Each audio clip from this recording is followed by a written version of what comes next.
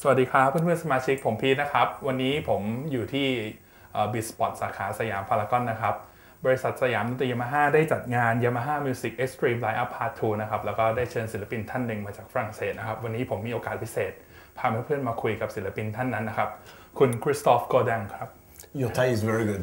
Yeah, thank you. So your English is good too. Oh, thank you. Okay. We will start the interview with these questions. Okay, how did you practice your left and right hand technique? Well, actually, I think I don't have a very good right hand technique because when I started playing, I was influenced by Eddie Van Halen, Alan Holdsworth, and those guys were mainly legato players.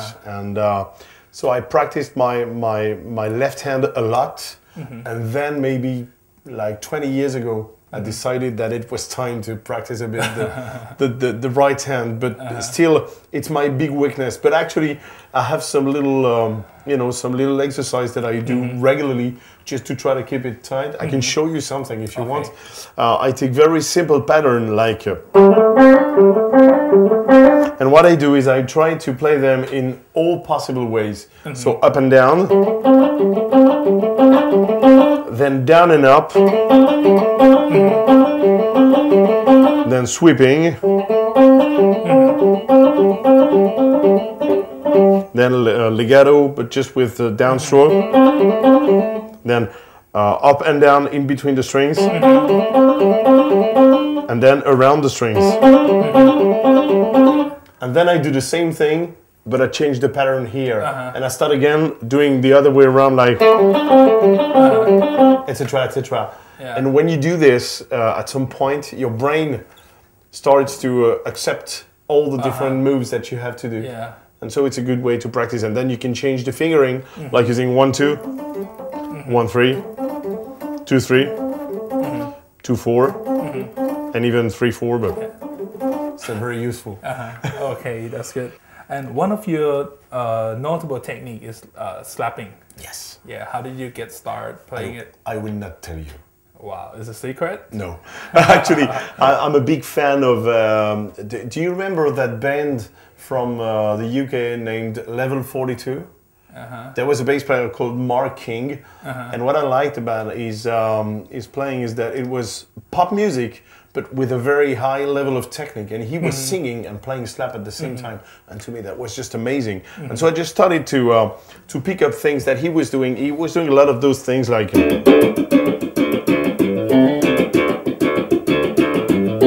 So I started from here, and then I added some of the, some of the thing that the guitar can do, like adding some chords.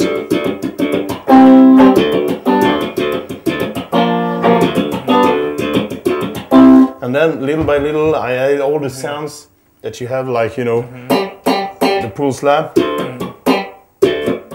And now, nowadays, it's been now 1 year, I'm using the nails to do chords and slap at the same time. It's like, oh wow.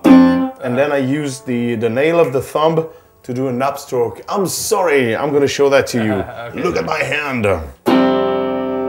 And then I do the upstroke, so I can have that kind of things.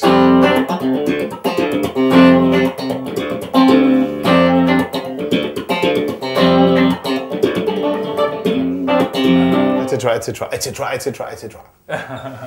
Yeah, so it's but when you creating and compose the slapping, the pattern, yes. Yes. What did you do first? Well, actually, I just, it's always the same sound, so you get to find different combinations. And I'm just trying every combinations, and I'm trying to play them in 4, then in 3, and I come up with some, some interesting things. But to be honest, I don't use the slap very much in my playing. I just do it as it's a trick, And sometimes I just drop in a slap pattern. For example, if I'm doing that kind of thing, I'm just turning to the camera. Yeah. So when I'm doing that kind of things, for example.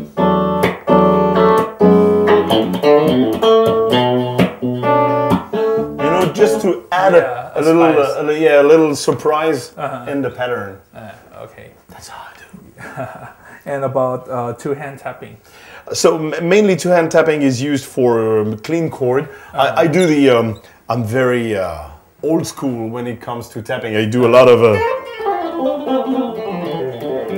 the Van Halen way. But when I'm playing chords, for example, I love to add some, you know, just like playing a melody on top of the chord. For example, I will do that kind of things.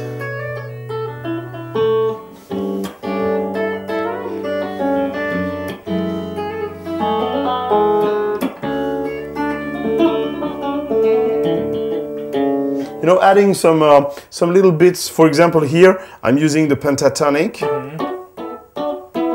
and I can do like a pattern with this. You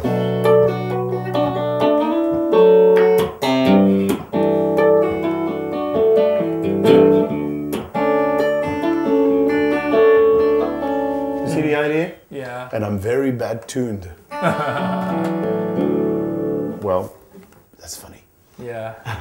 You create a new sound. Yes, a horrible one. Okay, and one of your trademark, arpeggiated little wing. I don't know why, but everybody around the world speaks to me about this. Yeah. So what do you want? Do you want me to sing it for you? Okay. Sure.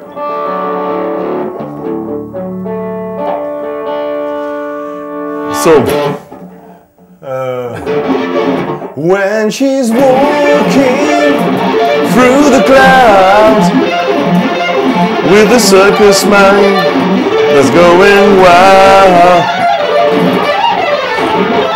It's alright, she said. You can take anything you want from me, anything you want. When I'm sad, she comes to me. You want more? Yeah. With 1,000 smiles, she gives to me free. It's alright, she said. And Yeah. But that started as a joke. Actually, I was on stage and I was doing a Guitar Hero moment.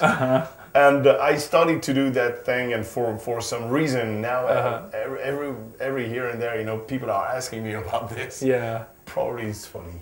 And it becomes your trademark. Yes, it's one of my trademarks. Okay. And you also do a cover of the mini song like Yesterday. Yes. So that's to me, it's a lot more interesting because I think a lot of guitarists forget that the guitar mainly is a rhythm instrument. And the idea was to practice something that could do like a little orchestra out of the guitar with the bass, the chords, and the melody. So when I'm building up, like yesterday, for example, I start with just a chord progression.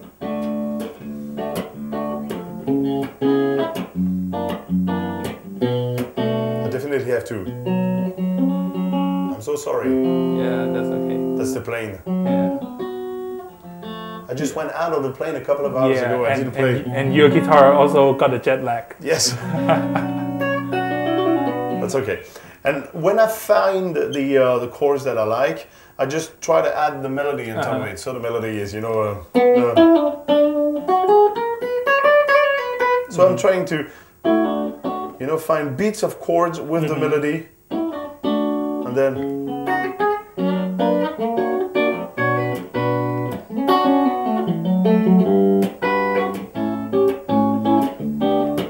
I'm trying to add, all the rhythms. So in the end, you get the bass, you get the drums, you get the chords, and you get the melody. And that's a cool thing when you just want to sing along with it, because that gives you the impression that you have a whole orchestra in the background. Yeah. That's the kind of thing I like to do. Yeah. So I do this. I did a lot of Beatles covers because to me these are maybe the most beautiful songs, and they are part of rock history. Yeah. So it's important. It's important. It's important. Yeah. It's important. Yeah.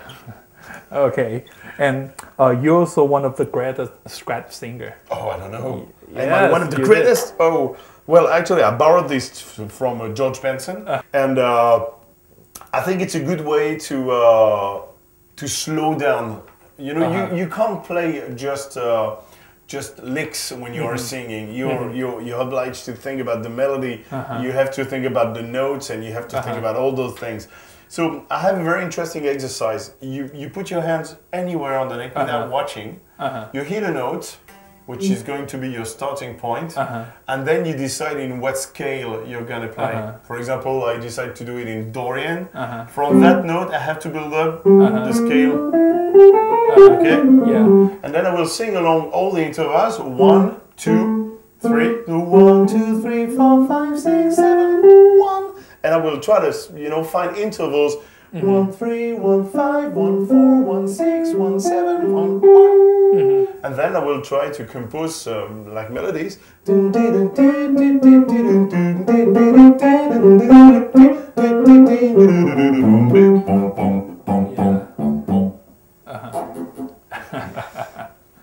Yeah, good. And I think you like it when I harmonize this. Yes. I can read your thoughts. Yes, sure. So there is a very easy way to practice this. You just start playing, well, once again, you stick to that area on the neck, and you just sing the third, and you will just go up along the guitar.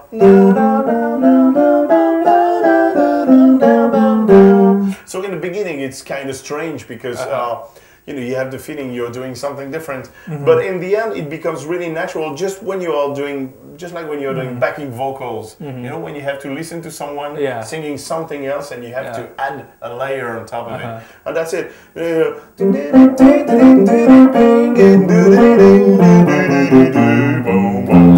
I like to do that kind of thing because it sounds like an intelligent harmonizer. Yeah, you know, yeah. I'm the new Eventide. Yeah, that's cool. Okay, and so is ear training important to guitar playing? Yes, because I think this is the kind of thing that can really help you going out of the regular fingerings. A lot of guitarists, they don't even think about the notes. They just play the shapes and they play the fingerings, and they don't really know what it's all about. And I think when you take a scale, it's very important that you teach your ear what the interval of the note is. I mean, if this is the root, it's good to know that this is the second, and you try to sing it, and you just name the interval. Yeah. 1, 2, 1, 3, 1, 4, 1, 5, 1, 6. It's a transfer. And the fact of doing this, it helps you building up phrases in your head without having the guitar. I can sing something like, I don't know, which is a very wide interval, but I know exactly, because I know exactly what the notes are and what the intervals are. There is one very interesting job that you can do. You take, for example, a minor chord, minor seventh. So in the minor seventh you have the root, the minor third, the fifth, and the minor seventh. Just sing a note that is not one of those. For example, sings the second. So here is the chord, and you will sing the ninth.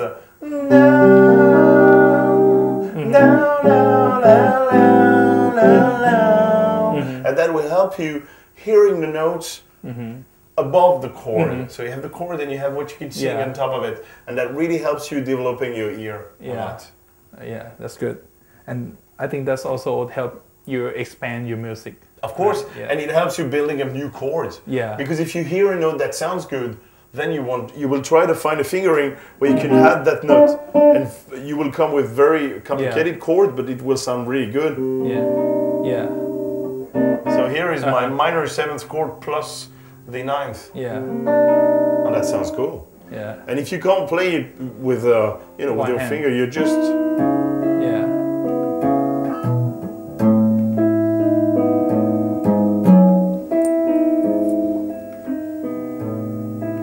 that can be an idea for building up new things. Okay, so as you travel a lot, so you don't have much time for practice. So if you have like 1 hour for practicing, what are you gonna practice? Most of the time I would practice rhythm, because this is what you lose most easily. And actually, to me, it's more important than technique. I probably don't have the same technique as I had when I was maybe 20 or 25. but when you keep on practicing the rhythm and the groove, you keep being able to play almost anything. I mean, playing fast is not the most important thing. The most important thing is to play tight and to really be on time. Yeah. And the timing is probably the most important thing. So I practice rhythm most of the time. Okay. I do that kind of thing, you know, like, you know, just taking a bit and go.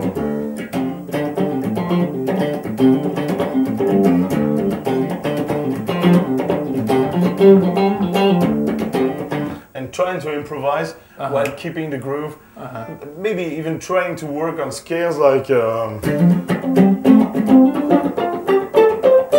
know, just a pentatonic, but just playing it in a rhythm kind of way, and that makes it sound a lot more interesting, and then you can, you know, use that in your playing. So that's what I'm doing when I have a very short period of time. Yeah. Okay. And my personal questions. Yes. Just for fun. Are there any technique you haven't practiced yet? Well, actually, yes, because I'm playing with a flamenco player. Oh, yeah. And I would like to learn all those things. Actually, when I was playing, you know, the slap thing I showed you, that's something I borrowed from a flamenco player. But I'm playing with a guy, his name is Olivier Roman Garcia, very amazing player. And he's doing all those rasgado things, and that's what I will try to learn. So in 2 years, when I'm back to Thailand, I will try to show you some of those things. Yeah, okay. Maybe not.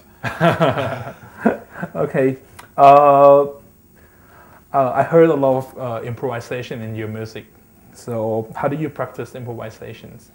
Well, it's connected to the question that you asked about singing, and most of the time I listen to the chord progression and I don't even take the guitar. I just try to sing things, and I just try to hear things in my head, and then I build up something from here. And I think it's interesting because it's not just playing licks, it's more like playing the music that you have inside of yourself, and that makes a different result. And as a matter of fact, I improved my improvisation much more not playing the guitar than practicing the guitar. It's funny. Yeah. And I borrow a lot of things from, I borrow a lot of things from violinists, from saxophone players, and that helps me a lot because they have a way of phrasing that is different. You know, all those things, I'm using a lot of chromatism. Maybe you heard those. This is really like a saxophone licks.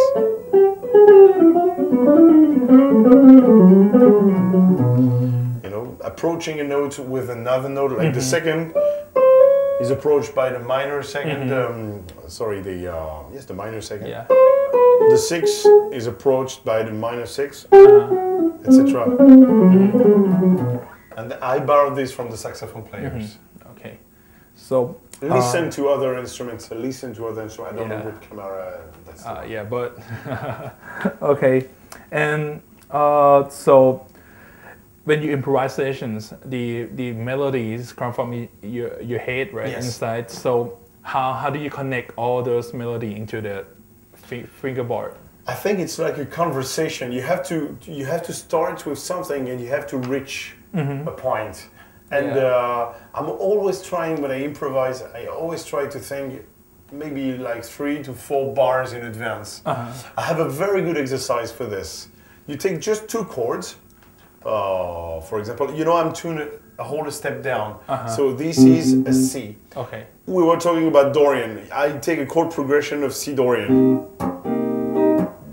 Okay? Yeah. Very simple. What I will do, I will choose an area of the neck, this place, and I will just try to play 2 notes per bit, like ta ga ta ta ta. But I have to never stop, and I have to never repeat myself. So it has to be something new every time. Sorry.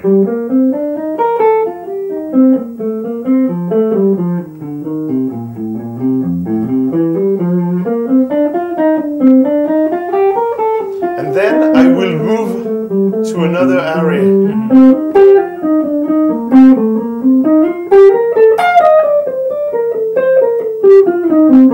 And when you do this, you have no option. You're obliged to think a lot of time in advance. And another cool idea is to play like 4 bars of rhythm and 4 bar completely free where you improvise. Like, you know.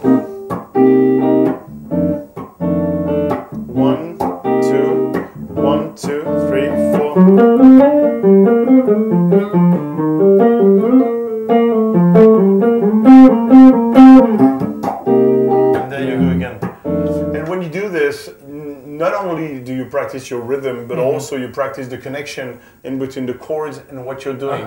So in a way, it helps you building up phrases on a much longer term. Okay. That's my idea. Yeah, that's a very good idea. Thank you. Okay, and do you transcribe music?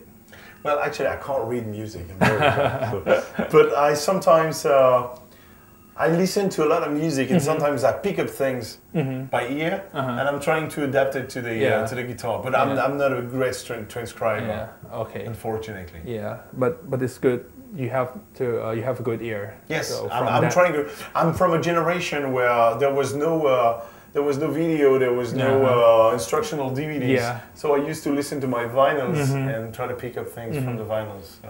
Okay, and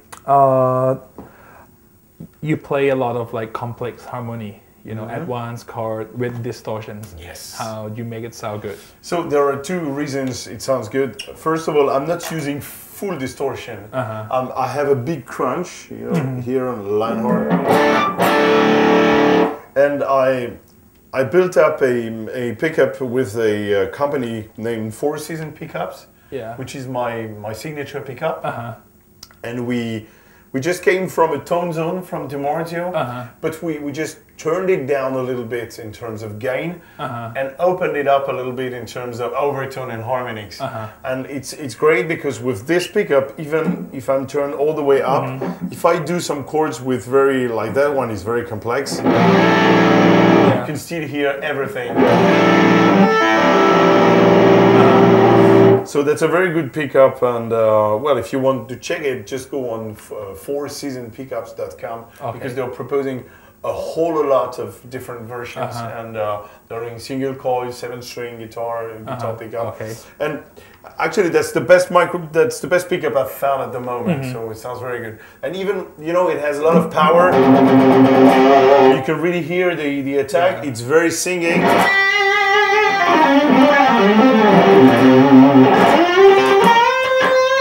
A lot of sustain. Yeah. Even with not too big distortion, so it's a cool package of a whole lot of different things. Okay. Yeah. So that is your secret weapon. Yes, it is. Yeah. Okay. And did you use any idea from piano voicing? Well, actually, when I'm doing those chords where I'm using what you call clusters, I don't know whether you're familiar with this name. For example, the fact that there is a second right in the middle. Yeah. This is something I borrowed from piano because on the piano it's very easy to do a minor second. Yes. And it sounds really cool. So I have tried to adapt this to the guitar. But to be honest, it's more like expanding the range of the guitar instead of just picking up from another instrument. The problem is that most guitarists, once they've learned to do, the regular shapes, they don't go anywhere else. And there are and there are some very interesting things like, harmonizing a scale in seconds. Oh, it sounds a bit strange. But when you do this with a different root, it sounds pretty cool. I mean, if I'm in the key of D,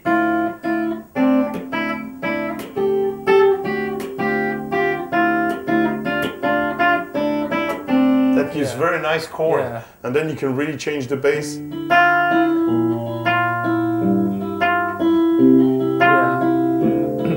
And just by doing this, you approach the guitar differently, and it gives you a lot of more options. Yeah. Okay. And you jam with. It's a very fast interview. Yeah, we are productive. Yes, very productive. Okay. First take. Yeah. Okay, you jam with many great guitarists like Godin, Matthias Eklund, Ron Tao. So, how did you prepare yourself to make the show perfect? Actually, I don't prepare myself, and sometimes no, but I'm really someone who just play. I don't think too much, and we did some videos with GuitarThai, for example, where I was not playing very well because it was just I'm a human being. Sometimes it's good, sometimes it's not good.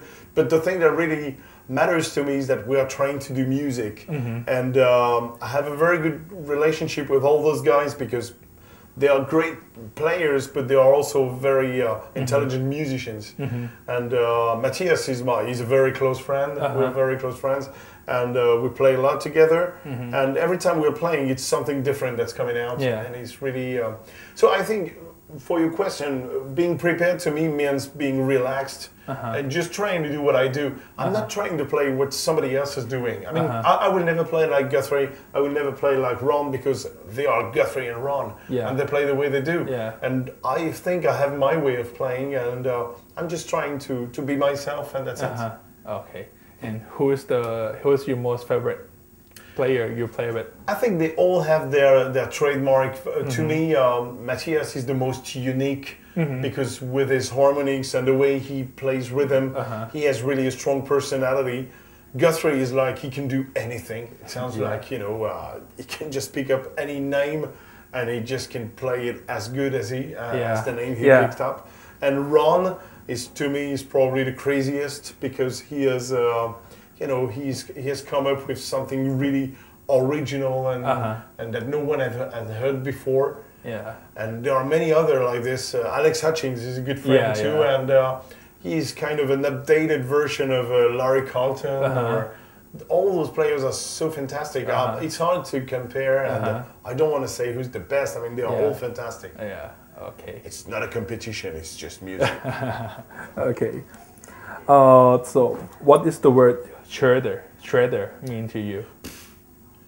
I don't know, actually. Maybe it means, I never knew if it was positive and negative. I don't consider myself a shredder, because I hope I'm doing, you know, other things than just playing fast and everything. But I understand the concept of a shredder, and sometimes I play like a shredder. But honestly, I can't reply to this question. I'm sorry. That's okay. This is for young people. I'm too old. Okay. Oh, what is your concept of playing guitar at the moment? At the moment, I'm really into trying to practice my phrasing and my timing. Trying to be tight and trying to be free to go anywhere I want, and trying to be fresh when I improvise. So it's funny, because I have started practicing a lot more during those last 2 or 3 years, just to come up with something fresh and trying to reinvent myself. I'm back to playing a lot more of fusion rock, like Alan Holdsworth and things like this. And at the same time, I play a lot more of heavy riffs, and I'm trying to come up with this. We have a new Muggable that has just been released, and it's really way heavier and more brutal, but at the same time more sophisticated, and so it's funny. It's those directions I'm really into. Okay. And so about your gear? Oh, my gear is very simple. One VG guitar, one wah pedal, one volume pedal, a Zoom delay unit, and a Laney amp, and that's it. And I don't have the delay very often. Most of the time it's just directly into the two pedals and into the amp. Because I think if you depend on gear, you feel uncomfortable when, you know, here today we just have one amp and the guitar, and I have to play. And if I was depending on the effects and everything, I wouldn't be able to do anything. So it's good to have a guitar that you trust, an amp that you trust, and try to come up with you know, music with this. And in studio, same concept? Most of the time, same thing. I'm sometimes using a little a chorus by Palmer that I really like. And well, sometimes, you know, just to change a bit the flavor, you just add a little something. It can be an overdrive, it can be you know, an old chorus, a phaser or something, but most of the time I keep it very simple. Okay. And you want to sell me some gear? Yeah, sure. Okay. You want a Thailand handmade stuff? Let's try. Okay. Any project in the future? Okay, we just released the fifth Muggable album, which is called Brutal Romance. And it's a very cool one. I'm very proud of it. We released a live DVD too. It's available. The DVD is just available online, but the CD is available everywhere in the world. I will probably work on a new album with Nyo My Pantera means the Beatles project, and I will also release this year an acoustic duet with a flamenco guitarist. So a lot of things going on. We're going to tour with Mogobo. We're going to tour China in October. I don't know whether you have some Chinese people visiting the website. Maybe. Okay, so I don't know how to say in Chinese, but come and see us. And well, we have a lot of things going on. We are touring all the year through, so it's going to be a very intense year. Okay. So the last questions. What is the most important thing that guitarists not pay attention to? Rhythm, once again. Rhythm. I hear a lot of guys who can play really fast, like, but they can't really do like.